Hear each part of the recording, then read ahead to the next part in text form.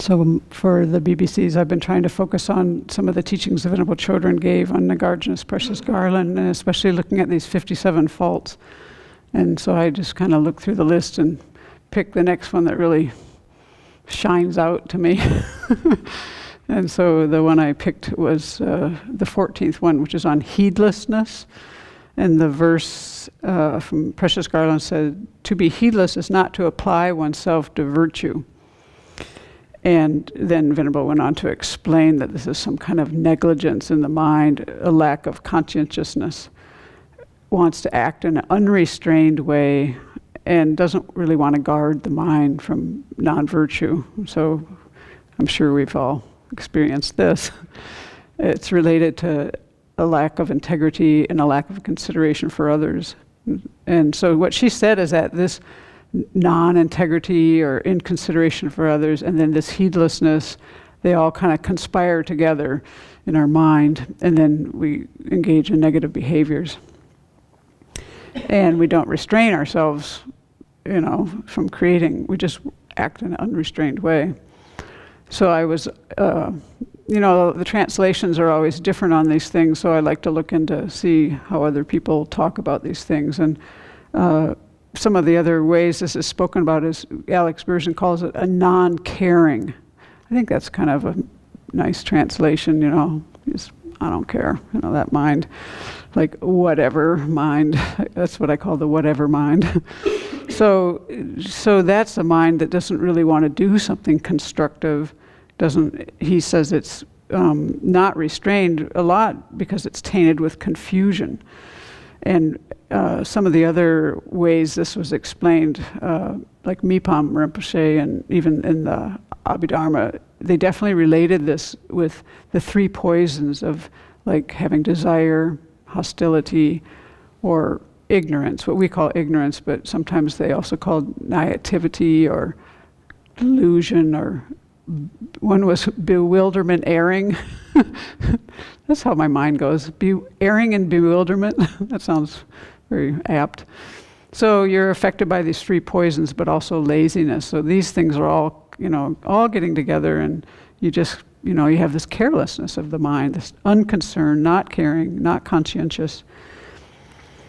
So then in the Mahayana tradition, this kind of boils down to the way they define this heedlessness is you're not applying yourself earnestly and carefully to like the main part of our practice, which is adopting wholesome things and getting rid of unwholesome things, both behaviors and attitudes.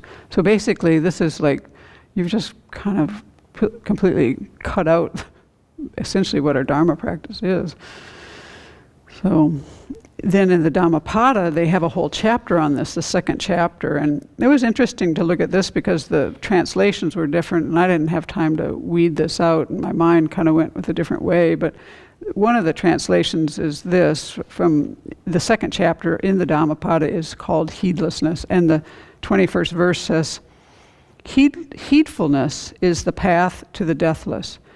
Heedlessness is the path to death. The heedful die not. The heedless are as if already dead. That's kind of like our wake-up call, right?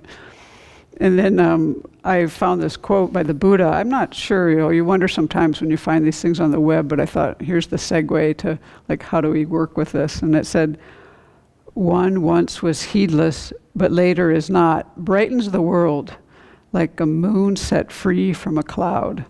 So we can, we see the moon at night here and how beautiful it is. It's behind the clouds, and then poof, it comes out, and it's like there's our Dharma practice again, right? So how do we go about lifting ourselves out of this kind of unwholesome state of mind, heedless, uncaring mind? So I was thinking, well, can you just decide to be conscientious? Can you just decide to be heedful? I mean, that's the exact opposite, right? Conscientiousness is the translation that Jeffrey uses for this heedfulness, Jeffrey Hopkins.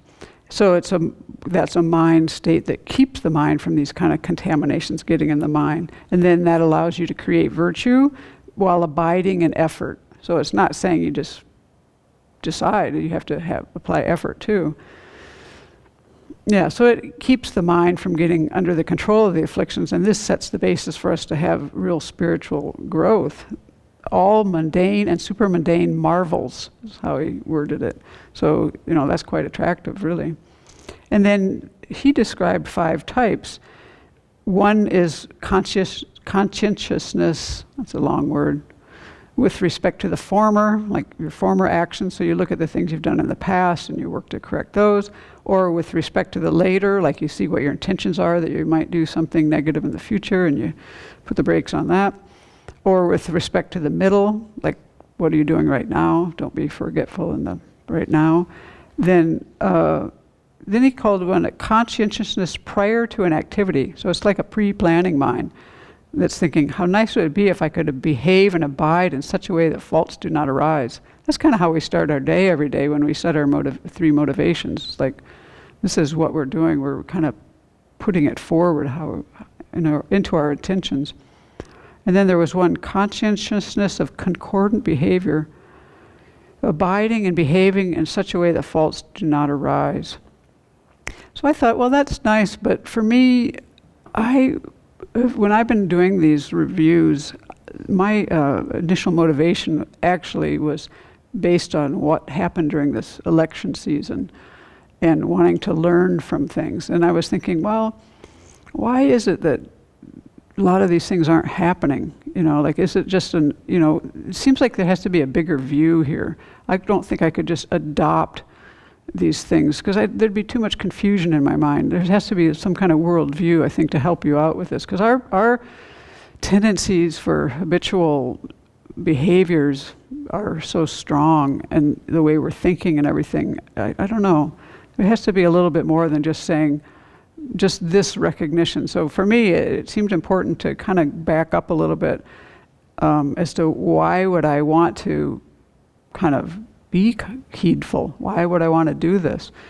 And so I have been, in my mind, you need to have some kind of conviction or confidence or faith in your worldview. And for a Buddhist, that would be the belief in karma, actually. And so this conviction that we have, this kind of faith that we have in our mind that we can cultivate, is actually one of the virtuous mental factors. And one of the kinds of faith is this faith in karma.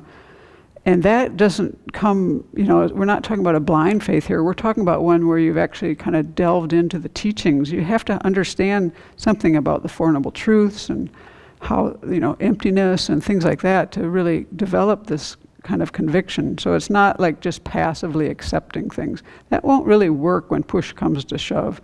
Because we've already learned from some of the research Venerable presented us that when people have ethical standards, they don't have much trouble bending them in their own case when certain conditions arise. So we need something a little more forceful, I think, in our mind than just, oh yeah, it says it in a book here. We need actually, I think, more oomph in this. And so for me, I always turn to Geshe Sopa in this area because I think what he says makes the most sense in terms of this conviction that we develop in karma.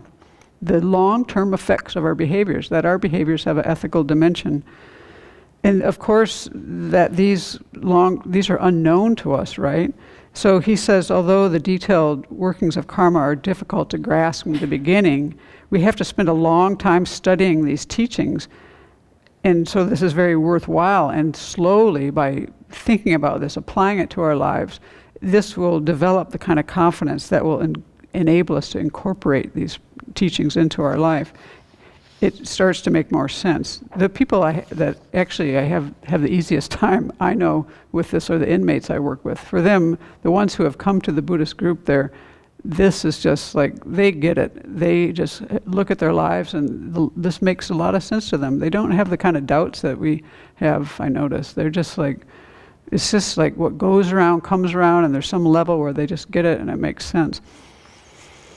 So to be more clear, what Geshe Sopa says is, in the beginning we need to take refuge, this is for Buddhists now, in the three jewels. This is the way to deeply enter the teachings of the Buddha. Because without even that level, we won't enter into something deeply. It's like if you went to a doctor that you didn't trust, and he said, do X, Y, and Z. well, if you don't trust them, you'll kind of like, oh, maybe not. But if you have deep faith in someone, you'll really, that will help your mind. And so this is what we do, and we cultivate our refuge. Then he said the next step is to examine causality, drawing examples from your own experience till you're convinced that positive actions result in happiness and non-virtue leads to unhappiness. So we have to do this over time, looking at our own experience, looking at other people's experience. We don't have to experience everything, but we have to examine everything. And then he says, this is how we develop our ethical conduct, and there cannot be inner spiritual development without it. And that we'll get to the place where even though we might have things that would really pull us away, our mind will get so strong because now our mind is in control. And what does that control come from? Your trust in the action of karma governs your mind. Your mind has control over your actions of body and speech. So this is the way Geshe Sopa lays this out. And I think for me, this makes more sense when I think about trying to be more conscientious. I need kind of like the underpinnings that would pull me away in a moment. I notice that my precepts help me in this way. Partly, maybe I don't. It just puts a bigger perspective on everything. And so I think this can be helpful. Maybe it will be helpful to you too.